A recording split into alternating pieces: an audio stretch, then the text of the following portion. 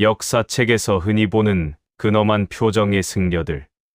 하지만 그들이 사실은 왕을 갈아치우고 국제 정세를 주무르며 심지어 암살 위협까지 넘나들던 정치적 해결사였다면 믿으시겠습니까?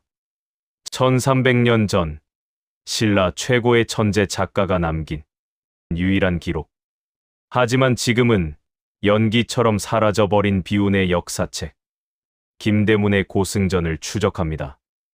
여러분, 혹시 금서나 소실된 책이라는 단어를 들으면 어떤 느낌이 드시나요? 뭔가 우리가 알지 못하는, 혹은 알아서는 안 되는 비밀이 숨겨져 있을 것 같지 않나요? 오늘 우리가 펼쳐볼 이야기는 바로 그 사라진 책에 관한 이야기입니다. 우리가 신라 시대를 떠올릴 때 가장 많이 참고하는 책이 이 두 권 있습니다. 김부식의 삼국사기, 그리고 이련 스님의 삼국유사죠. 하지만 이 두 책이 나오기 훨씬 전 신라 당대 최고의 지성인이자 베스트셀러 작가였던 김대문이라는 사람이 쓴 책들이 있었습니다. 화랑세기, 계림잡전, 한산기, 그리고 오늘 주제인 고승전까지. 놀랍게도 이 책들은 지금 하나도 전해지지 않습니다. 마치 누군가 지우개로 쓱 지운 것처럼 역사 속에서 증발해버렸죠. 만약 이 책들이 남아있었다면 우리는 신라를 지금과는 완전히 다른 모습으로 기억했을지도 모릅니다. 특히 김대문의 고승전은 단순히 스님들의 전기가 아니었습니다. 그건 뼈대 있는 가문의 귀족이 바라본 신라라는 나라를 지탱했던 거인들의 이야기였을 겁니다. 도대체 그 책엔 어떤 내용이 담겨 있었길래 후대의 역사가들은 그토록 이 책을 인용하고 싶어 했을까요? 그리고 왜 우리는 이 책을 잃어버리게 된 걸까요? 자, 지금부터 타임머신을 타고 8세기 신라의 서라벌로 날아가 보겠습니다. 역사책에서 사라진 우리 고유의 이야기를 계속해서 발굴하고 기억하고 싶으시다면 구독과 좋아요로 이 여정에 함께해 주세요. 여러분의 작은 관심이 잊혀진 역사를 되살리는 큰 힘이 됩니다. 먼지 쌓인 책장 속, 김대문이 붓을 들어 써 내려갔던 그 뜨거운 기록들을 하나씩 복원해 봅니다. 김대문의 명저 고승전은 참으로 안타깝게도 현재 책의 실물이 전해지지 않습니다. 하지만 우리는 이 사라진 역사의 퍼즐을 어느 정도 복원해낼 수 있습니다. 바로 이련 스님이 쓴 삼국유사 덕분입니다. 이련 스님은 책 곳곳에 김대문의 고승전에 이르기를, 혹은 김대문의 본전에 말하기를 이라며 김대문의 문장을 인용해 두었거든요. 이 인용된 파편들과 김대문이 살았던 8세기 초 신라 성덕왕 시기의 시대적 배경을 종합해보면 책에 어떤 내용이 담겨 있었는지 아주 구체적인 그림을 그려낼 수 있습니다. 가장 먼저 삼국유사를 통해 확인된 확실한 내용들을 살펴보면 김대문이 승려를 바라보는 독특한 시각을 발견할 수 있습니다. 대표적인 예가 안암법사의 이야기입니다. 김대문은 안암법사가 601년에 당나라로 유학을 떠났다가 605년에 귀국했다는 구체적인 연도를 기록했습니다. 흥미로운 점은 그가 단순히 불경만 가져온 것이 아니라 이웃 나라 왕과 현자들이 쓴 서적을 잔뜩 싣고 돌아왔다는 점을 강조했다는 것입니다. 이를 통해 우리는 김대문이 승려를 단순히 산속에서 돌을 닦는 종교인이 아니라 최신 선진 문물을 수입해오는 지식 전달자이자 능수능란한 외교관으로 평가했음을 알 수 있습니다. 또한 김대문은 해공 스님의 이야기도 놓치지 않았습니다. 해공이 과거 해숙 스님의 시종이었다는 전생 이야기부터 삼태기를 쓰고 길거리에서 춤을 추고 노래했다는 기이한 행동까지 상세히 기록했습니다. 이는 김대문이 궁궐 안에 귀족적인 불교뿐만 아니라 민중의 삶 속에 깊이 파고든 승려들의 모습과 당시 유행하던 민간 설화까지 폭넓게 채집했음을 보여줍니다. 명랑 법사의 이야기도 빼놓을 수 없습니다. 신라가 당나라와 치열하게 전쟁을 벌일 때 명랑 법사가 문두루 비법이라는 밀교 의식을 행하여 당나라 배를 침몰시켰다는 내용은 김대문이 강조한 호국 불교의 정수입니다. 나라가 위기에 처했을 때 발벗고 나서는 승려의 모습은 김대문이 가장 사랑한 영웅상이었을 테니까요. 그렇다면 책에 실렸을 것으로 강력하게 추정되는 인물들은 누가 있을까요? 김대문은 뼈대 있는 진골 귀족이자 철저한 신라 중심주의자였습니다. 따라서 신라 사회를 뒤흔든 거물급 승려들은 거의 다 포함되었을 것입니다. 먼저 세소고개를 지은 원광 법사입니다. 화랑세기를 지필할 만큼 화랑을 사랑했던 김대문에게 화랑들의 정신적 스승인 원광은 반드시 다뤄야 할 핵심 인물이었을 겁니다. 또한 황룡사 구층 목탑 건립을 건의해 신라 불교의 기틀을 잡은 자장율사, 그리고 왕권 강화와 사회 통합에 기여한 화엄종의 창시자, 의상대사 역시 김대문의 책에 비중 있게 실렸을 것입니다.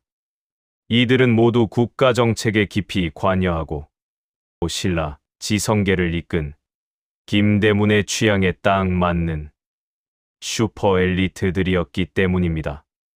김대문의 고승전이 발견된다면 어떤 모습일지 상상해 봅시다. 아마도 일련의 삼국 유사와는 결이 많이 다를 것입니다.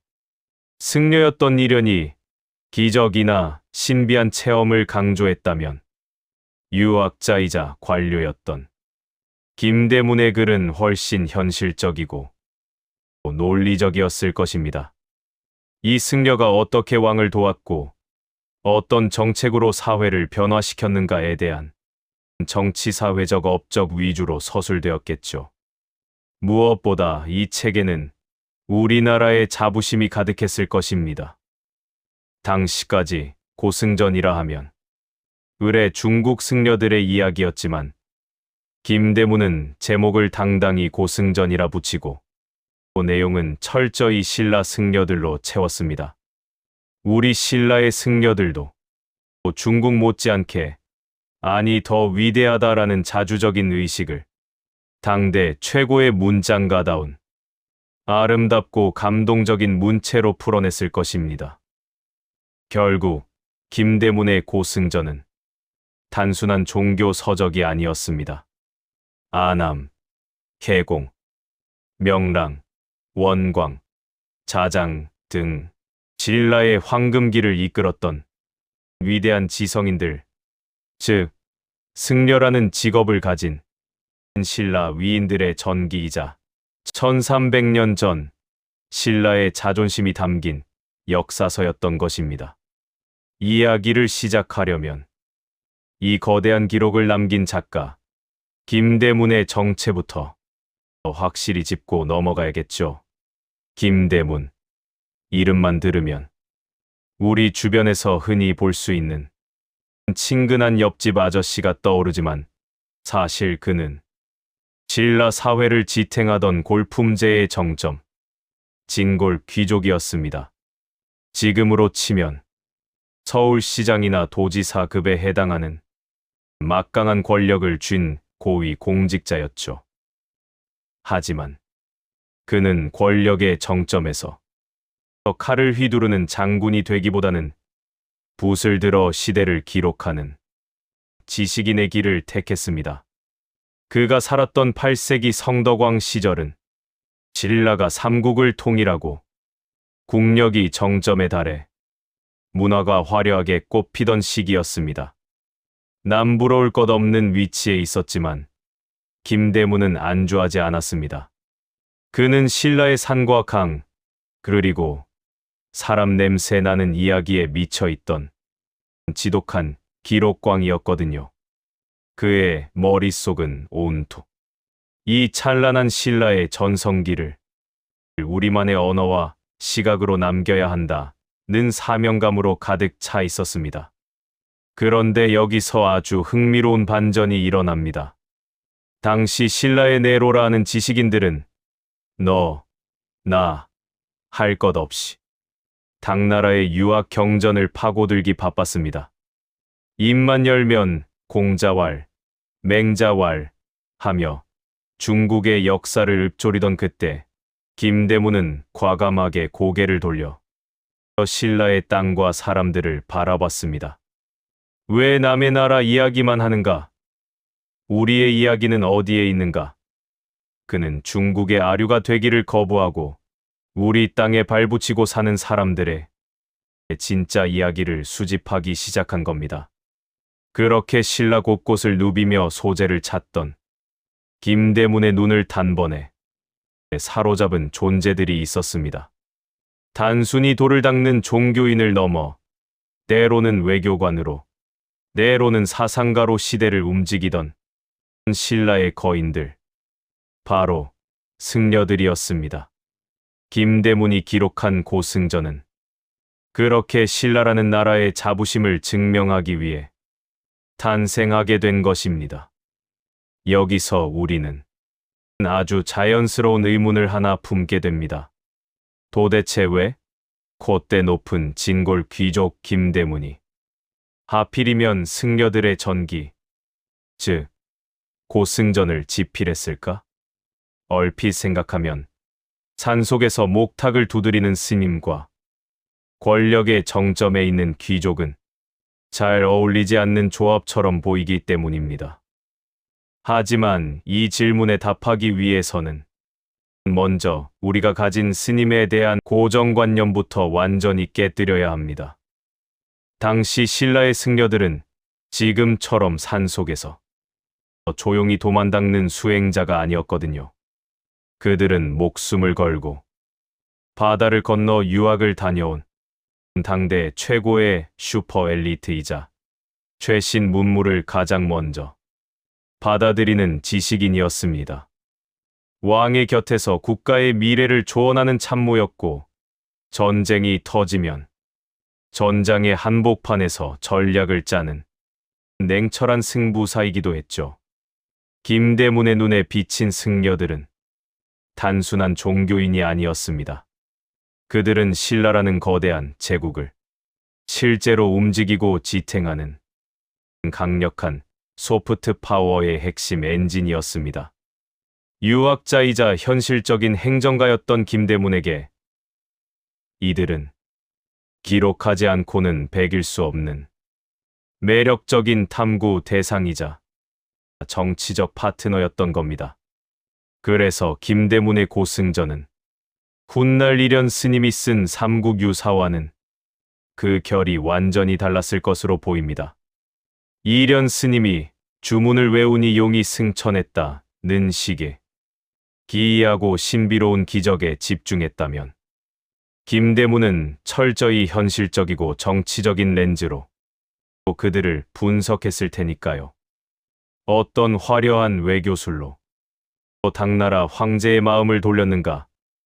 백성을 구하기 위해 어떤 기가 막힌 정책을 내놓았는가? 즉, 김대문의 기록은 종교 서적이 아니라 신라를 이끈 진짜 프로들의 치열한 실전 보고서였던 셈입니다. 자, 이제부터는 탐정처럼 사라진 베스트셀러의 실체를 본격적으로 추적해 볼 시간입니다. 안타깝게도 원본은 역사 속으로 사라졌지만 우리에겐 아주 강력한 단서가 남아 있습니다. 바로 후대의 이련 스님이 쓴 삼국유사입니다. 이련은 책 곳곳에 김대문의 고승전에 이르기를 이라는 주석을 달아두었는데 이 짧은 인용구들이야말로 잃어버린 역사를 복원할 유일한 보물지도인 셈이죠. 이 흩어진 퍼즐 조각들을 하나하나 맞춰보다 보면 김대문이 어떤 기준으로 인물들을 선택했는지 놀라운 공통점이 드러납니다. 그가 주목한 고승들은 단순히 불경을 줄줄 외우거나 산속에서 돌을 닦는 사람이 아니었습니다. 그의 시선은 철저히 국가와 사회를 향해 있었습니다. 즉, 김대문에게 고승일은 종교적 깨달음을 얻은 자를 넘어 신라라는 나라의 국격을 한 단계 높인 실천적 영웅들을 의미했던 것입니다. 그렇다면 이 까다로운 기준에 완벽하게 부합하는 인물, 김대문이 가장 먼저 붓을 들어 기록하고 싶어 했던 주인공은 과연 누구였을까요? 바로 아남이라는 스님입니다. 종교인이기 이전에 위대한 지식인이었던 그를 김대문은 과연 어떤 문장으로 묘사했을지 그 첫 번째 페이지를 넘겨보겠습니다. 김대문의 고승전을 펼치면 가장 먼저 눈에 띄는 아남 스님의 이야기는 한 편의 헐리우드 모험 영화를 방불케 합니다. 진평왕 시대, 그는 거친 파도를 뚫고 당나라로 유학을 떠났는데 당시의 항해 기술로 바다를 건넌다는 건 살아 돌아올 확률보다 죽을 확률이 더 높은 말 그대로 목숨을 건 도박이었습니다. 하지만 냉철한 기록가였던 김대문의 시선이 머문 곳은 아남이 겪은 풍랑이나 고난의 드라마가 아니었습니다. 그의 관심은 오로지 아남이 귀국할 때 배에 싣고 온 보따리 속에 있었습니다. 놀랍게도 그 속에는 불경만 들어있던 게 아니었거든요. 아남이 가져온 것은 당대 최첨단 과학이었던 천문학, 시간을 다루는 역법, 그리고 급변하는 국제 정세가 담긴 고급 정보들이었습니다. 김대문의 눈에 비친 아남은 단순한 수행자가 아니었습니다. 그는 우물 안개구리 같았던 신라의 문을 활짝 열어젖히고 선진 문명을 수혈해준 위대한 문명 전달자였던 겁니다. 결국 김대문은 아남이라는 인물을 통해 신라가 어떻게 강대국으로 성장할 수 있었는지 그 비밀을 풀고 싶었던 것 같습니다. 아마 그의 책에는 아남이 돌아오니 비로소 나라의 기강이 서고 법도가 바로잡혔다는 식의 아주 묵직하고도 자랑스러운 문장이 적혀 있지 않았을까요?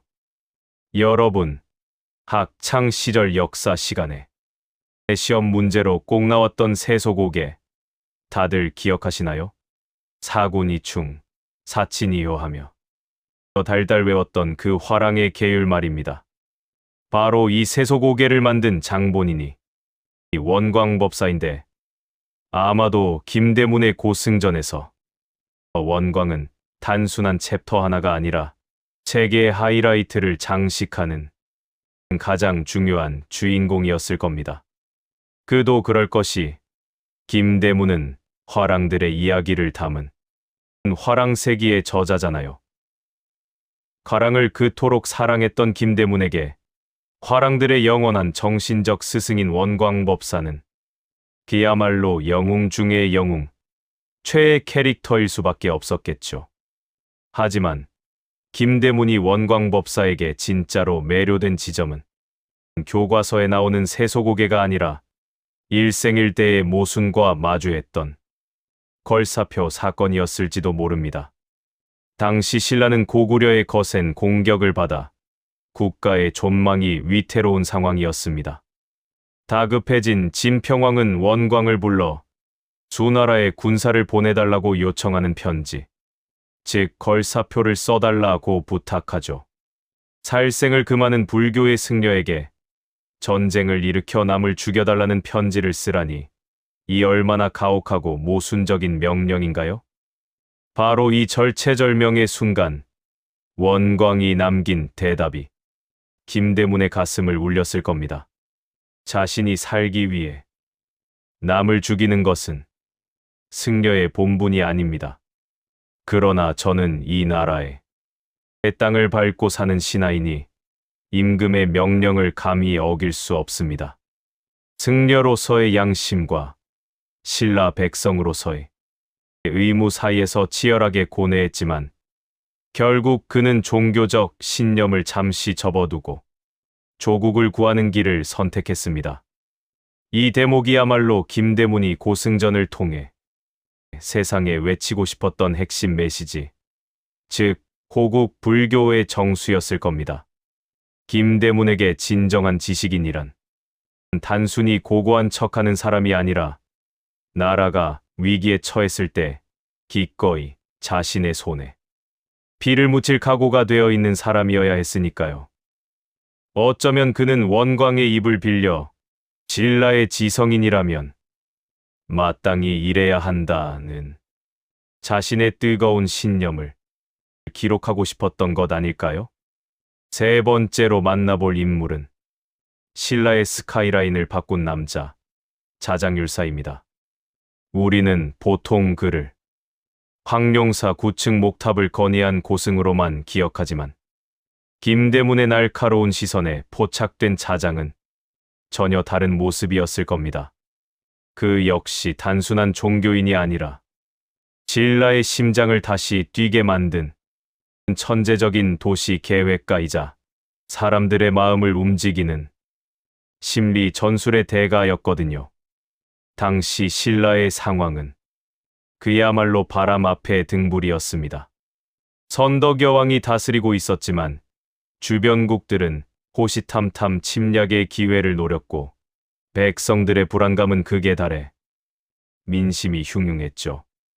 바로 이때 자장이 등판해 기가 막힌 프로젝트를 제안합니다. 황룡사의 9층짜리 거대한 탑을 세웁시다. 그러면 주변의 9개 적국이 제 발로 찾아와 무릎을 꿇을 것입니다. 이것은 단순한 건축 제안이 아니라 공포에 질린 국민들에게 승리의 확신을 심어주는 고도의 심리전이었습니다. 김대문은 아마 이 대목을 아주 집요할 정도로 디테일하게 기록했을 겁니다. 단순히 탑을 쌓는 공사 과정이 아니라 그 거대한 랜드마크가 서라벌 한복판에 올라가는 모습을 보며 흩어졌던 신라 사람들의 마음이 하나로 결집되는 과정을 말이죠. 눈앞에 보이는 웅장한 탑은 백성들에게 우리는 절대 무너지지 않는다는 강력한 자신감을 심어주었고, 그것은 결국 실제 전쟁을 승리로 이끄는 원동력이 되었습니다. 결국 김대문의 눈에 비친 자장율사는 부처님의 힘을 빌려 땅에 떨어진 왕권을 다시 일으켜 세운 탁월한 정치가였습니다.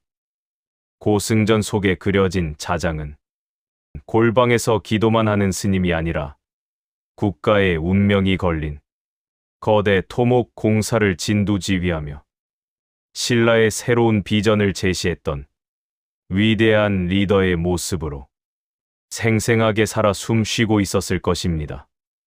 자, 여기서 우리는 잠시 김대문이라는 작가가 가진 독특한 필터, 즉 서술 스타일을 짚고 넘어가야 합니다. 우리가 익히 아는 일현 스님의 삼국유사를 떠올려 볼까요?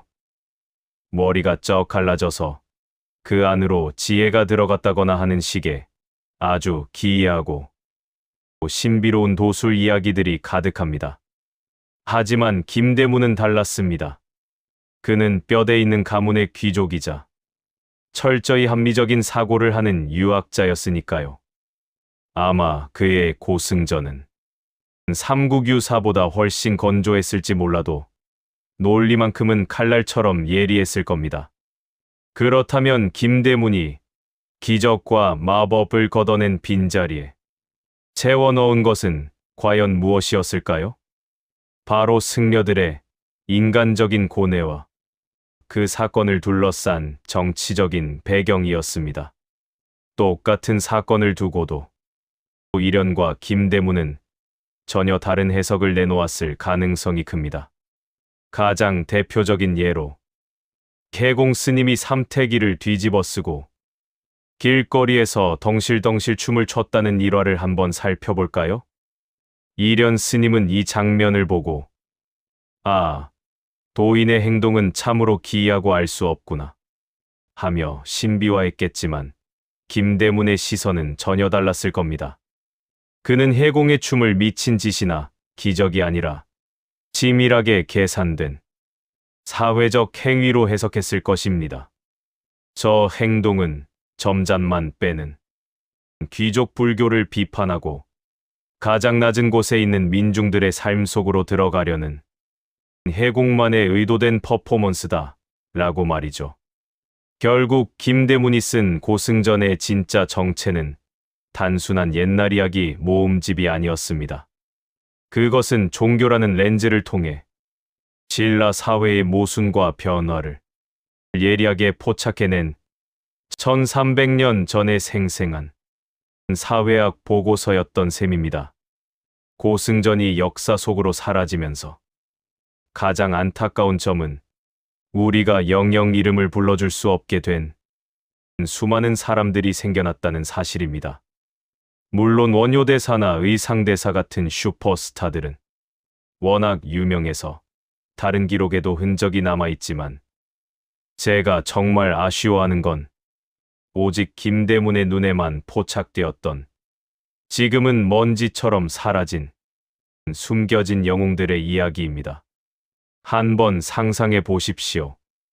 참혹한 전쟁터 한복판에서 묵묵히 병사들의 시신을 수습하며 그들의 끔찍한 트라우마를 어루만져 주었던 이름 모를 군승들, 혹은 화려한 경주가 아닌 척박한 시골 마을에서 가난한 백성들에게 글자를 가르치고 선진 농사법을 전파했던 글투성이 스님들 말이죠. 김대문은 지방행정관인 한산주 도독을 지내며 지방 곳곳을 누볐던 현장 행정가였습니다. 그렇기에 궁궐안 책상물림 학자들은 절대 볼 수 없었던 진흙 속의 진주 같은 실천적인 승려들의 삶을 누구보다 생생하게 목격하고 수집할 수 있었을 겁니다. 흔히 역사는 승자의 기록이라고들 합니다. 하지만 김대문이 고승전을 통해 진짜 남기고 싶었던 건 승자의 기록이 아니라 보이지 않는 곳에서 묵묵히 시대를 지탱한 기여한 자들의 기록이었습니다. 그는 높은 자리에 앉아 호령하는 사람보다 낮은 곳에서 세상을 바꾸는 사람들의 땀방울 가치를 알아봤던 것이죠. 그렇기에 이 책의 소실은 단순히 종이 뭉치를 잃어버린 사건이 아닙니다. 신라라는 거대한 제국을 밑바닥에서부터 단단하게 떠받치고 있었던 진짜 주역들의 명단이 통째로 증발해버린 것입니다.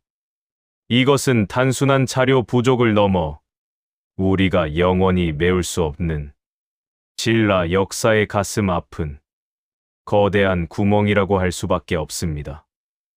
김대문이 붓을 잡고 활동하던 시기는 신라가 삼국을 통일한 직후 그야말로 구군이 하늘을 찌르던 때였습니다. 하지만 당시 신라의 지식인 사회에는 겉으로 보이는 화려함 뒤에 아주 묘하고도 또 날 선기류가 흐르고 있었습니다. 거대한 제국 당나라의 문화가 물밀듯이 밀려오던 때였지만 오히려 신라의 지성인들은 눈에 힘을 주고 이렇게 외치기 시작한 겁니다. 우리는 당나라의 아류가 아니다. 우리에겐 우리만의 고유한 문화와 정신이 있다. 김대문의 저술 활동은 바로 이 뜨거운 신라 중심주의, 즉 자주의식의 결정체였습니다. 그는 중국의 고승전이 아닌 우리 땅의 이야기를 담은 우리나라의 고승전을 집필함으로써 세상에 강력한 메시지를 던졌습니다.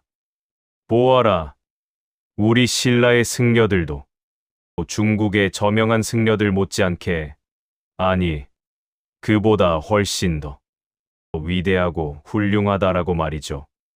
이것은 단순한 기록을 넘어 문화적 종속을 거부하는 주체적인 선언이었습니다.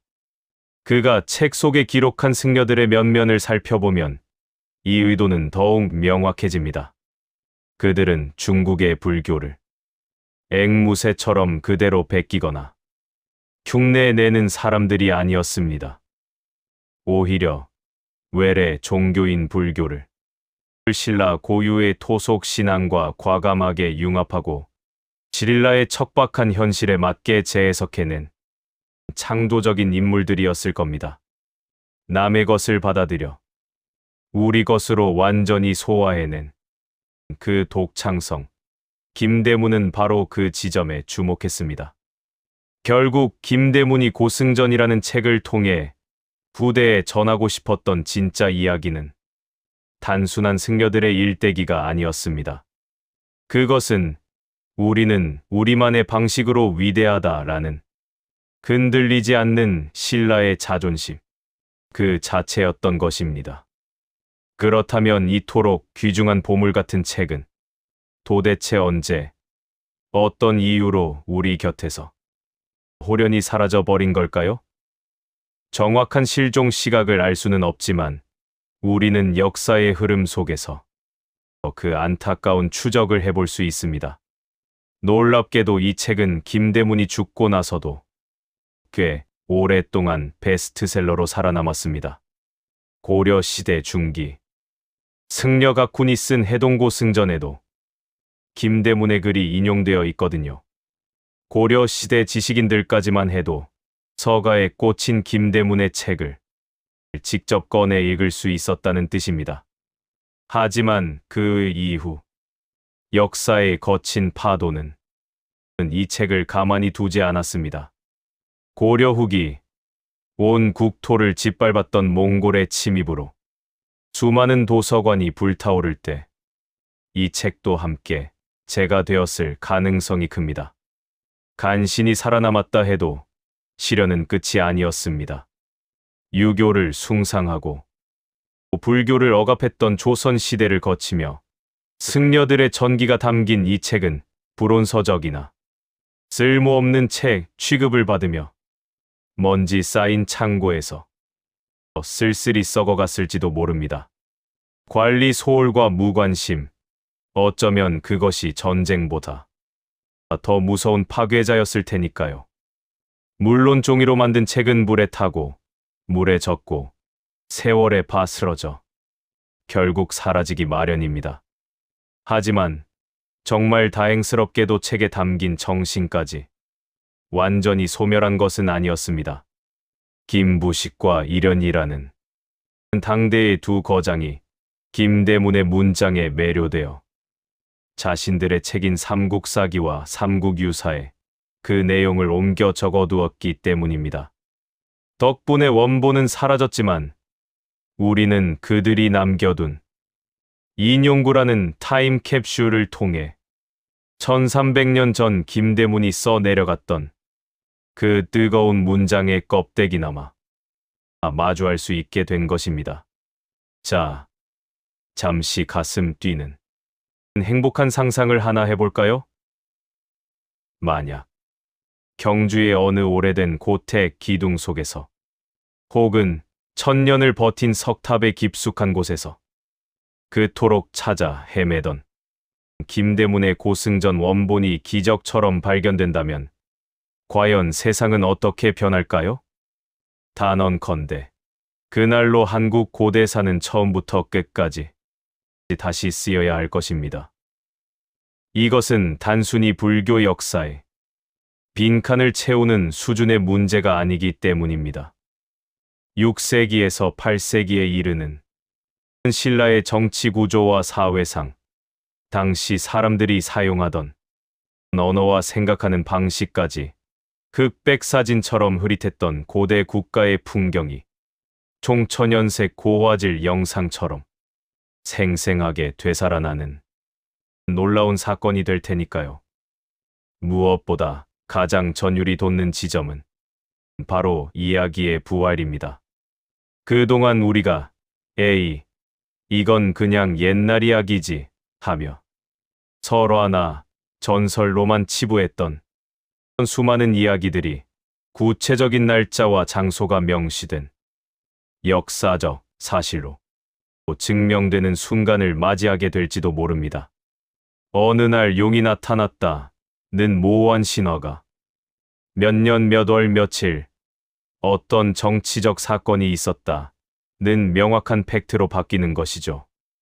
김대문의 필체로 적힌 그 생생한 문장들을 마주하는 순간 우리는 1300년이라는 긴 시간을 단숨에 뛰어넘어 당시의 신라 사람들과 직접 눈을 맞추고 대화하는 듯한 벅찬 감동을 느끼게 될 것입니다. 김대문이라는 인물을 단 한마디로 정의하자면 그는 뼛속까지 기록하는 사람이었습니다. 그는 승려들의 이야기인 고승전에만 머물지 않았습니다. 화랑세기를 통해서는 화랑들의 뜨거운 사랑과 우정을 그려냈고 한산기를 통해서는 한강 유역의 산천과 지리를 아주 꼼꼼하게 기록했죠. 그가 우리에게 남긴 유산의 핵심은 아주 명확하고도 강렬합니다. 바로 우리 것은 우리가 기록해야 한다는 주체적인 정신입니다. 당시 지식인들이 남의 나라 문자로 남의 나라 역사만 배우던 풍토 속에서 그는 꿋꿋하게 우리 땅에서 벌어진 우리 사람들의 이야기를 우리만의 시각으로 정리하려 했습니다. 비록 그가 목숨 걸고 쓴 책들은 안타깝게도 역사 속으로 사라졌지만 그가 가졌던 그 치열한 기록 정신만큼은 결코 사라지지 않고 면면이 이어져 오늘날 우리에게까지 닿아 있습니다. 우리가 무심코 스마트폰을 들어 사진을 찍고 일기장에 하루를 적고 또 이렇게 영상을 만들어 유튜브에 올리는 이 모든 사소한 행위들이 어쩌면 우리 모두가 21세기의 김대문이 되어 이 시대를 기록하고 있는 과정일지도 모릅니다. 결국 고승전은 역사 속으로 사라졌습니다. 우리는 어쩌면 그 책에 담겨 있던 구체적인 내용들을 영원히 알 수 없을지도 모릅니다. 하지만 역설적이게도 텅 비어버린 그 빈칸은 오히려 우리의 상상력을 더욱 강렬하게 자극합니다. 1300년 전의 어느 밤, 흔들리는 호롱불 아래에서 김대문이 어떤 마음으로 붓을 들었을지, 그가 밤새워 기록하려 했던 승려들의 삶이 얼마나 치열하고 뜨거웠을지 상상해보는 것. 저는 이것이야말로 단순히 암기하는 역사를 넘어 과거와 현재가 소통하며 역사를 즐기는 진정한 방법이라고 생각합니다. 우리는 오늘 몇 조각 남지 않은 퍼즐이었지만 그것을 단서로 거대한 그림을 그려보았습니다. 그리고 그 복원된 그림 속의 신라는 우리가 교과서에서 보던 것보다 훨씬 더 역동적이고 지적이며 치명적인 매력을 가진 나라였습니다. 1300년 전 서라벌의 깊은 밤, 묵묵히 먹을 갈며 고민에 잠겼을 한 귀족 청년의 뒷모습을 떠올려 봅니다. 그는 붓을 들 때마다 스스로에게 물었을 것입니다. 과연 이 위대한 승려들의 이야기를 훗날의 사람들이 기억해 줄까?